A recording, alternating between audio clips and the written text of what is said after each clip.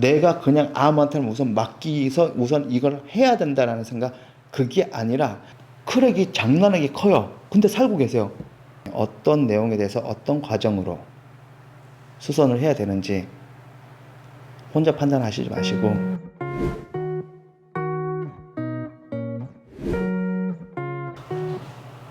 안녕하십니까, 건축사 안선생 안홍준입니다. 오늘은 리모델링을 사실 문의하시는 분들이 많아요. 70년도 후반부터 시작해가지고 90년 초반에 지은 건물들 중에서. 그러면서 저 보통 카톡하고 이런 걸로 이렇게 받아가지고 본다 하지만, 잘 보이는 것 같은 경우는 이제 잘 설명을 해드릴 수가 있는 부분도 있는데, 근데 사실 그렇게 해서 설명을 해드리는 것보다 좀 망설여지는 게, 내가 그 현장을 가보지 않았는데 내가 어떻게 알아요, 사실. 사실 현장을 가서 건물을 보고, 건물의 구석구석을 보고, 건물에 나타나는 실크랙들을 보고, 건물에 나타나는 하자에 대한 걸 보고, 거기에 사는 사람의 이야기를 듣고, 그러면서 추적을 하고, 그러면서 내용에 대한 발췌를 하고, 그렇다 보면 어떤 현상이 나타나냐면, 건물이 이렇게 있게 되어지면 여기는 무슨 문제, 여기는 무슨 문제, 문제점이 전체가 정리가 다 됩니다. 그런데 정리는 누구나 할 수 있는 부분이고요. 우선순위. 자, 여기서 내가 당장 내 돈 가지고 고쳐야 될 게 무엇인가? 우선순위를 매길 수가 있습니다. 자, 정말 급한 거, 그 다음에 해야 될 거, 그 다음에 해야 될 거. 그런데 이거는 환경이 어떠할 때 공사하는 게 가장 좋고, 이거는 환경이 어떠할 때 공사하는 게 가장 높고, 이거는 또 환경이 어떠할 때 공사하는 게 가장 좋다. 혹은 얘하고 공사를 같이 하는 게 좋다. 왜? 공사가 같은 사람이니까, 같이 일을 할 수 있는 사람이니까. 그런 것들을 갖다 저희는 컨설팅을 갖다가 해드려요.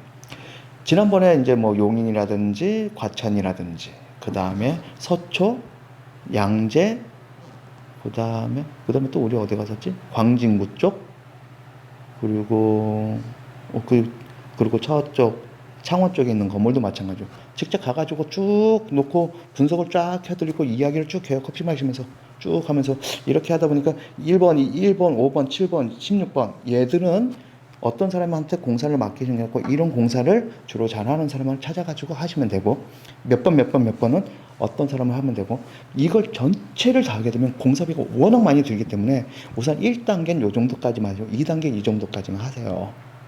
그럼 이제 저희도 이제 그런 제안을 해드리는 거예요.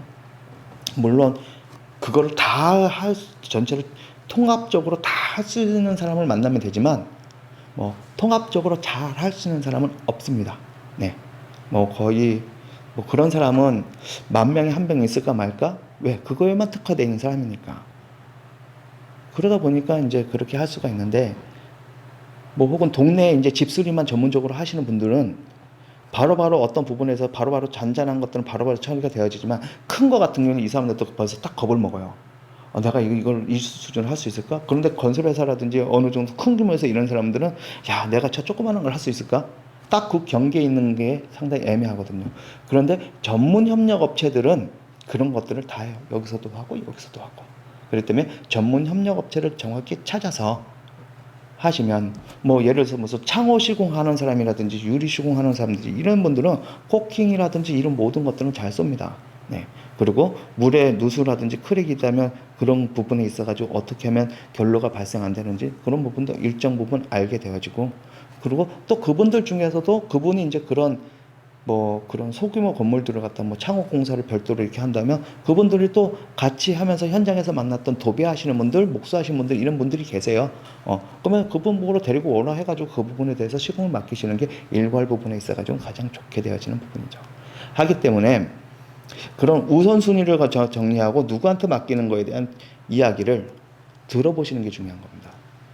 내가 그냥 아무한테나 우선 맡기서 우선 이걸 해야 된다라는 생각, 그게 아니라 전체적인 건물에 대해서 진단을 한번 받아보시고, 물론 육안에 대한 걸로 확인하는 진단이지만 하시고, 그러고 나서 이 건물은 지금 이 보가 크랙이 크게 가 있기 때문에 이 보는 지금 다 보통 이 정도만 되면 구조 안전 진단 받으면서 바로 구조 보강을 해야 되는 수준입니다.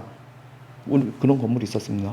되게 겁나서 딱 가서 보자마자 크랙이 장난하게 커요. 근데 살고 계세요. 여기서 어떻게 사시냐? 이거 문제 있다.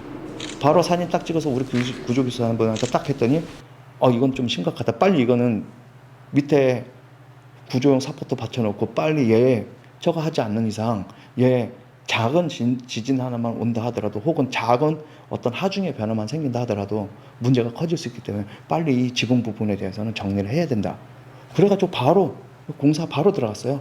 그쪽 동네에서 제가 대략 검색해 보니까 그런 걸 공사하신 분들 계시는 거예요. 그래서 바로 연락처 드리고 빨리 불러와가지고 하라고 했더니 그 사람도 그 공사하시는 분도 현장 와서 그거 지붕 딱 보시더니 이거 큰일 날 뻔한 거라고 빨리 해가지고 바로 구조보건 딱 해가지고 공사했죠.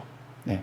그때 이제 뭐 제가 그날 아침 10시에 가서 2시간 점심 먹을 때까지 있고 바로 업체 전화하니까 그 업체가 한 1시간 기다리니까 바로 오더라고요. 그래서 이거 보고 바로 연락하게 되었다. 얼마냐? 견적 한번 넣어라. 견적 탁탁 넣고 그 다음에 또 다른 데도 와서 불러가지고 견적 넣어라. 견적 딱 해서 딱 보니까 견적이 비슷해요. 그럼 견적이 비슷하다면 그 중에서도 이 건물을 걱정을 해주는 사람, 이 건물에 대해서 혹은 그런 거에 대해서 실적이 많은 사람 위주로 일을 맡기시면 돼야지.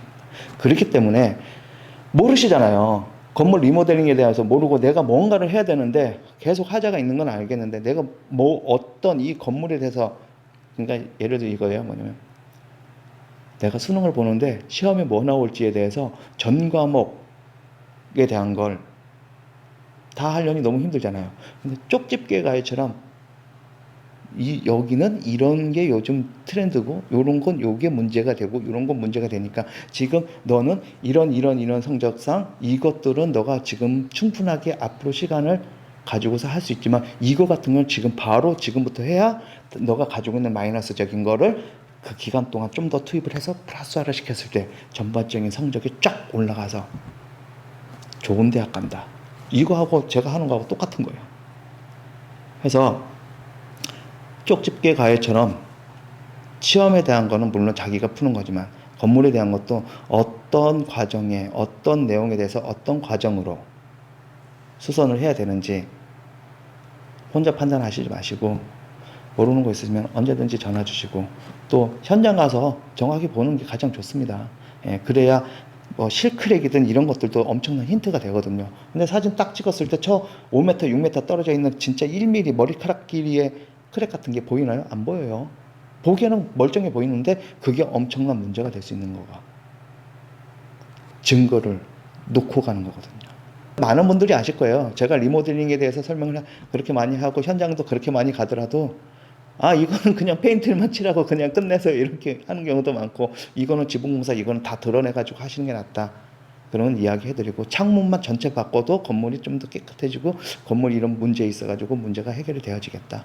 이런 거 말씀 주로 많이 드리고 뭐 건물 전체를 뒤집는 그런 거는 사실 저희는 웬만해서는 그렇게 제안을 드리지는 않아요. 건물 전체를 리모델링하는 건 작은 돈이 아니잖아요.